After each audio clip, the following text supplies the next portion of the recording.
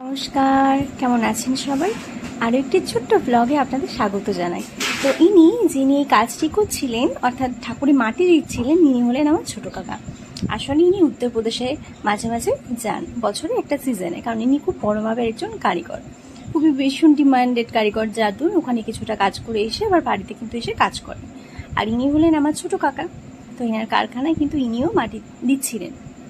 আর ইতিমধ্যে আপনারা দেখতে পারবেন আমার বড় জ্যাঠার কারখানা, সেখানে কিন্তু ঠাকুরের অলরেডি রং করা শুরু হয়ে গেছে। তো ইনি সিংহের খুব সুন্দর মূর্তি তৈরি করছিলেন।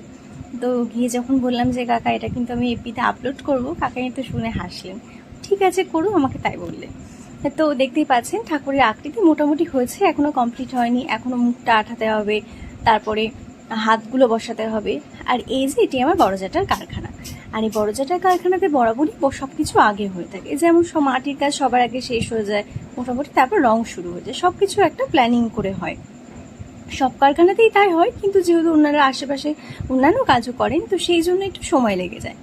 আর এই যে দেখতে পাচ্ছেন বড় ঠাকুরটি, যেটি আমি অলরেডি আগে দেখিয়েছি আপনাদের, ওটি কিন্তু প্রায় সাদা রং কমপ্লিট হয়ে গেছে।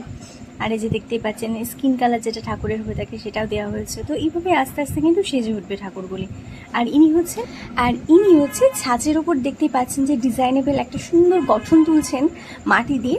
এটা আসলে ঠাকুরের গয়নাকাটি, ঠাকুরের হাতে যেটা দিতে হয়, মাথায় যে মুকুটটা দিতে হয়, তো সেইগুলো কিন্তু সবই ছাঁচে তৈরি করা হয়। আর কখনো কখনো স্পেশাল ক্ষেত্রে কিন্তু হাতেও তৈরি করা হয়। ছাঁচে তৈরি করা হয় তার কারণ এই জন্য যে যেহেতু অনেকগুলি ঠাকুর থাকে, তাতে কিন্তু খুব তাড়াতাড়ি হয়ে যায়। আর ওই যে দূরে দেখতে পাচ্ছিলেন একজন বসে রয়েছিলেন, উনি হলেন আমার দাদা। আর বাদবাকি হচ্ছে এনারা কারখানাতে কাজ করেন। তো মোটামুটি এখানেও কিন্তু প্রায় কাজ শেষ হয়ে এসছে, মাটির কাজ, এরপরে হয়ে যাবে শুরু হবে রঙের কাজ। তো এখানে আপনারা দেখতে পারবেন যে কী করে ঠাকুরের হাতের আঙুল তৈরি করা হয়। আসলে আমাদের হাতে তো বিভিন্ন আঙুল বিভিন্ন মাপের হয়ে থাকে, তাই না? সুতরাং সবগুলো কিন্তু ছাঁচে তোলা যায় না। তো সেই কারণের জন্য কি করতে হয়, বিভিন্ন আকৃতির বিভিন্ন মাপের কিন্তু আঙুল তৈরি করতে হয়। তারপরে সেই পাঁচ রকমের আঙুল একত্রে জুড়ে নিয়ে সুন্দরভাবে তৈরি করা হয় একটা সুন্দর কোমল হাত, যেটা দেখতে অতি সুন্দর লাগে। তো দেখতেই পাচ্ছেন দুর্গা মায়ের মূর্তিগুলো যেহেতু অনেকটা বড় বড়, সুতরাং সবগুলো কিন্তু ছাঁচে তৈরি করা যায় না। যেটুকু ছাঁচে তৈরি করা যায় সেটা ছাঁচে তৈরি করা যায়, এবং বাকিটা কিন্তু হাতে এইভাবেই তৈরি করতে হয়। এই যে প্রথমে একটা সুন্দর মাটি এরকম গঠন করতে হয়, এবং তারপরে ধীরে ধীরে সেটাকে মোলায়েম করে হাত তৈরি করতে হয়।